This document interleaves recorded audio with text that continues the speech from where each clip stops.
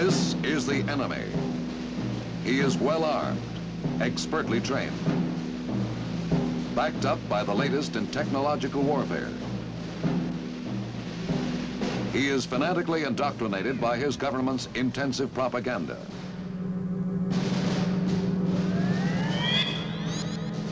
His mission, to carry out military operations against the United States forces. Yet he is the one enemy whose hostility we welcome. For evaluation of his efforts and our own efforts to defeat him helps our military planners strengthen America's defense capability.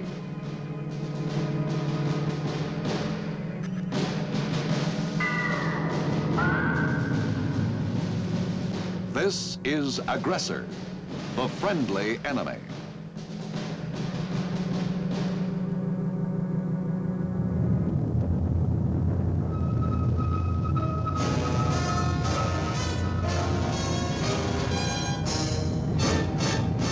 The United States Army presents The Big Picture, an official report produced for the armed forces and the American people.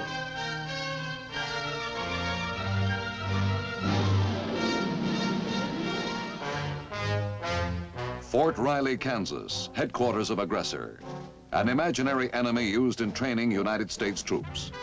Here, armed forces of the fictitious enemy country receive unique and thorough orientation. A la causa, por quio tel multas davi camarados devi foriras anto vi.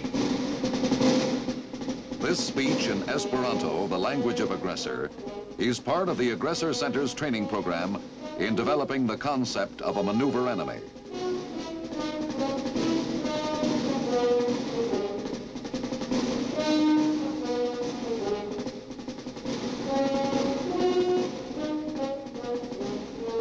These U.S. soldiers are acting as troops of the mythical enemy aggressor nation. They have their own complete military organization. Their purpose is to act in field exercises as an opposing army against which regular U.S. troops can test their combat training.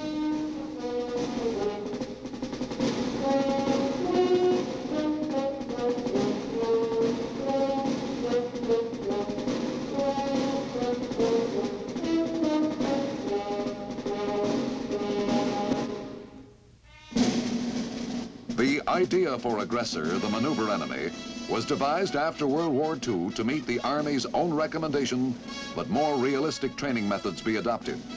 Our military planners evolved a history for the aggressor nation which goes back to the post-World War II period, when withdrawal of Allied troops from many areas of the world left chaotic conditions ripe for exploitation. A small group of ambitious, self-seeking men determined to seize control over these torn, restive areas and use them as springboards for eventual conquest of the world.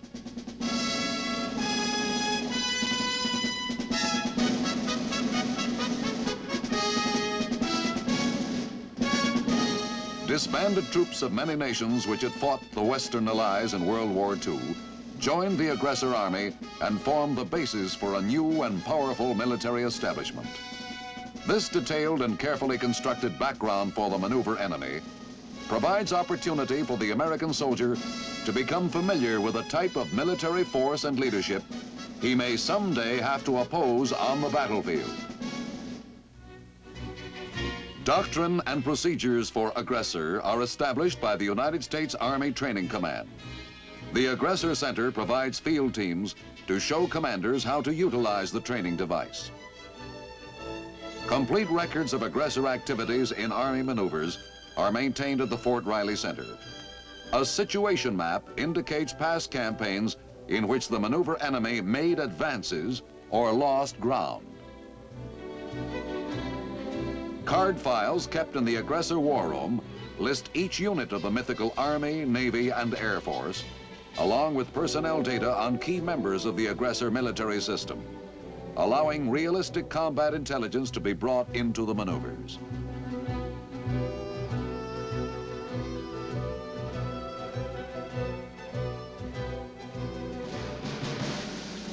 All U.S. troops are oriented on aggressor armed forces, equipment, history, and basic characteristics, just as if they were entering combat against an actual enemy.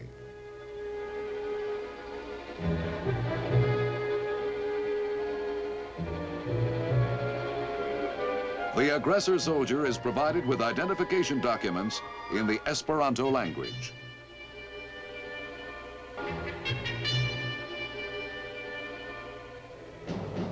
He is identified by uniforms different than those worn by regular U.S. Army personnel.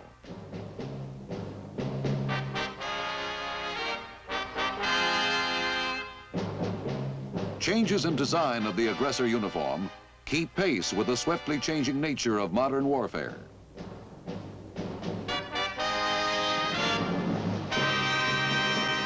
Insignia of rank and organization also differ from those of U.S. troops.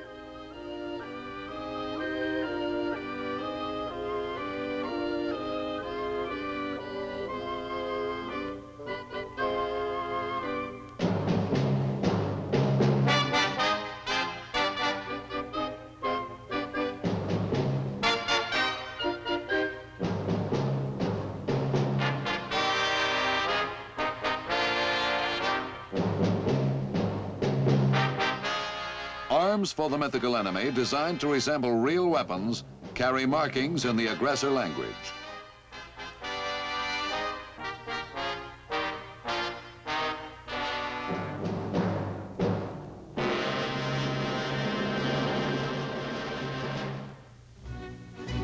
U.S. troops designated as aggressor forces are supplied with uniforms and all equipment necessary to simulate a distinctive enemy.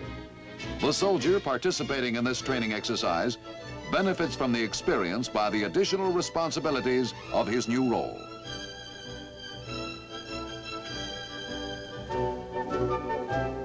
Much of the equipment used by aggressor forces is prefabricated, often made out of rubber tubing covered with a fabric coating. Compressors are used to inflate the equipment.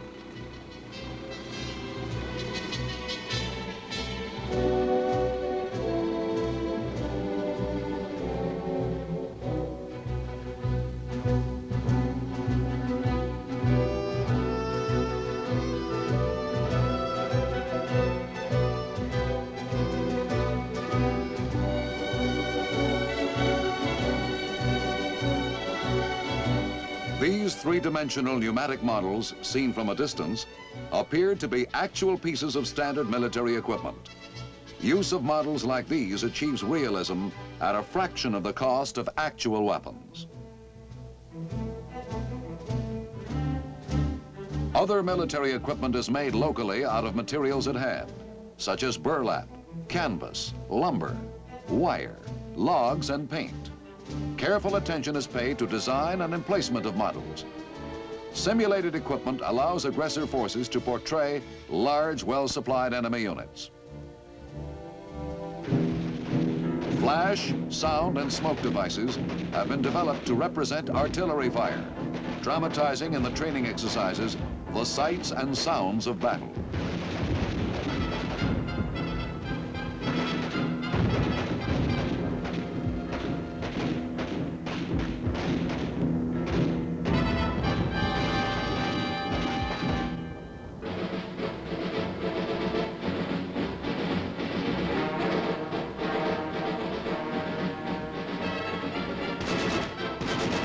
A limited number of actual weapons which have been modified to fire blank ammunition are also used by aggressor forces.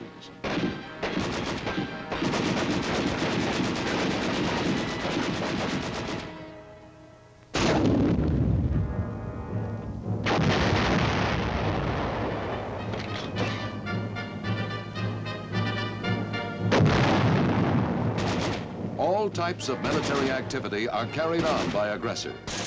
Each maneuver is carefully planned to present an authentic appearance to the American soldier.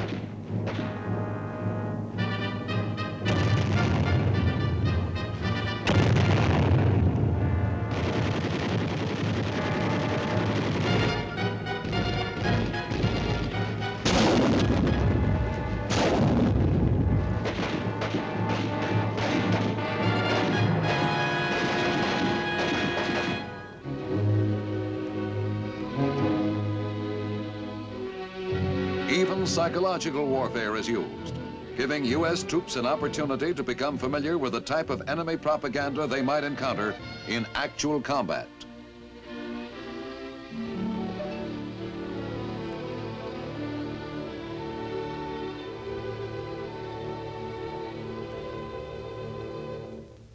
Soldiers of the United States, this is a hopeless war. You cannot win. You have been deceived by your leaders. You will lose your homes, your wives, your families. You will lose everything you have worked for. Give up the fight now, while there is still time to save yourself and your loved ones from shame and destruction. Here, an aggressor psychological warfare unit prepares to airdrop leaflets to U.S. soldiers, calling on them to surrender. Surrender leaflets were used heavily by both sides in World War II and in the Korean War.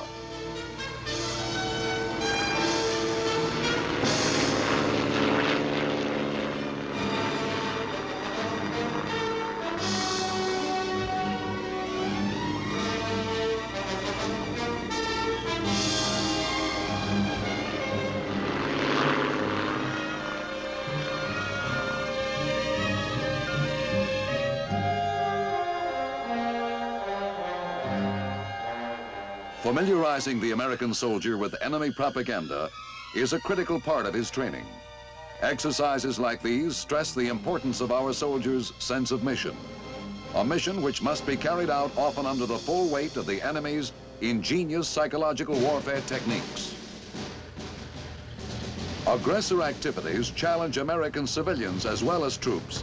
In this exercise, demonstrating the takeover of a town in the United States by a fictitious enemy.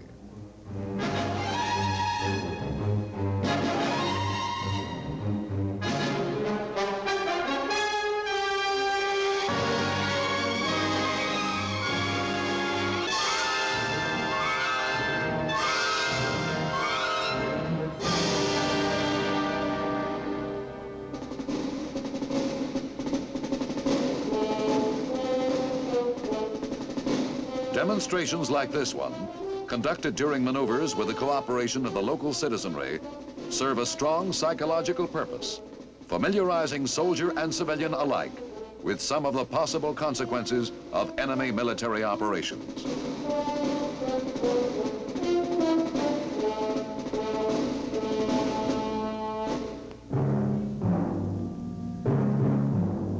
An important aggressor role in field maneuvers is exercise in unconventional or special warfare. These forces, acting as guerrilla troops, do not attack a position directly or attempt to defend any given area. Their aim is to disrupt combat plans of their opponent by diversionary tactics which may have the effect of drawing away enemy frontline troops.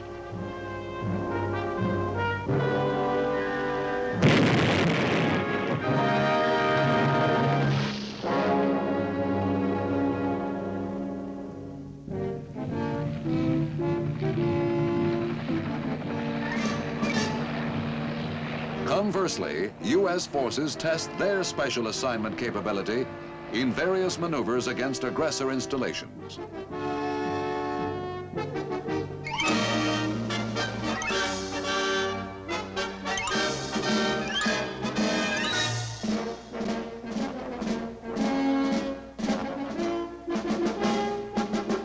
A patrol is given the task of destroying an aggressor communications unit.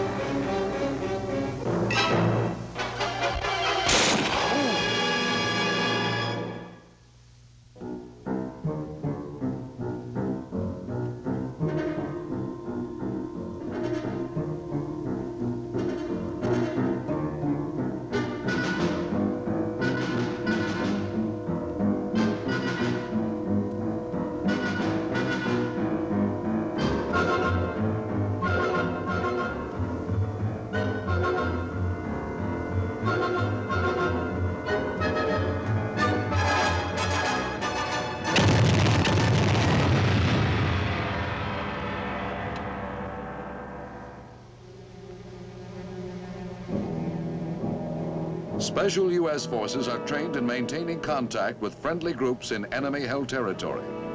In this exercise, aggressor troops, which are used also in overseas training problems, take part in a maneuver involving our forces on a mission to aid partisans.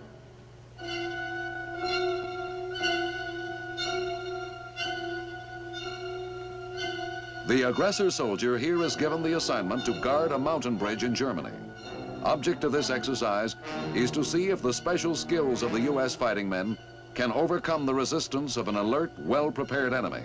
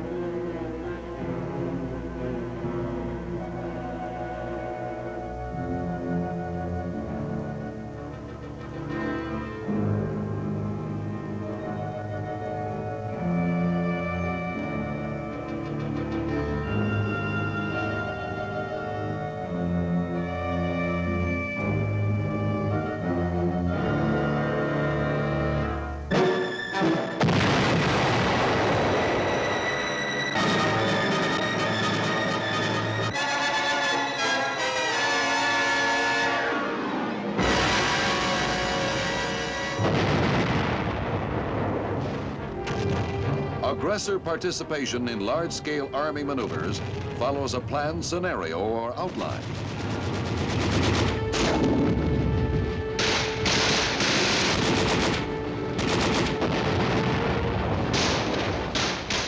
The maneuver enemy troops are deployed to prearranged tactical positions.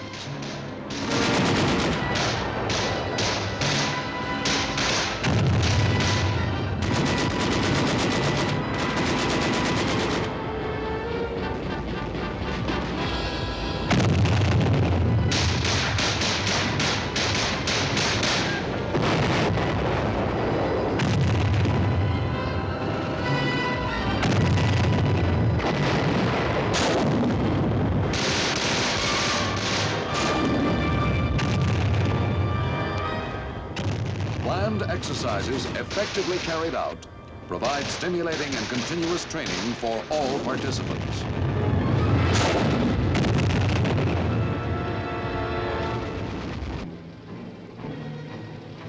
The triangular insignia of the aggressor nation's ruling Trigon Party identifies the maneuver enemy in battle. Aggressor forces use modern equipment and deployment techniques in engaging their opponent.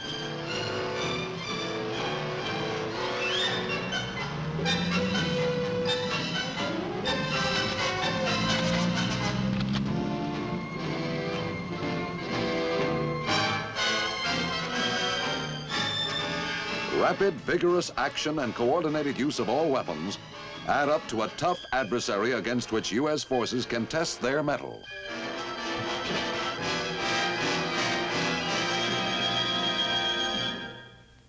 An important maneuver activity is the taking of prisoners. Here, aggressor troops are captured by American soldiers.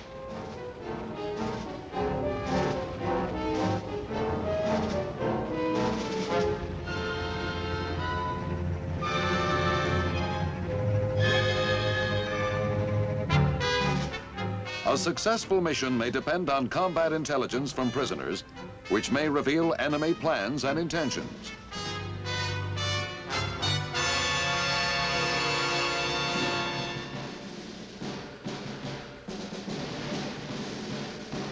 Proper interrogation of prisoners calls for skilled personnel who can draw from the enemy soldier data which may critically affect our own battle plans.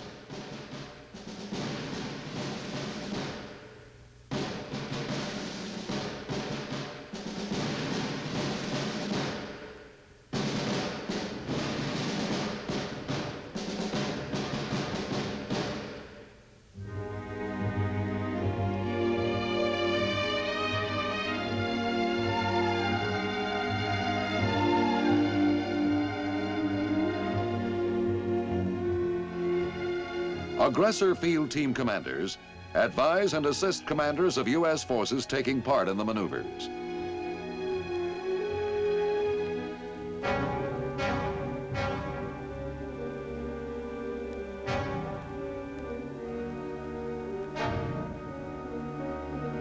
Initial plans for aggressor attack are carefully detailed. Later stages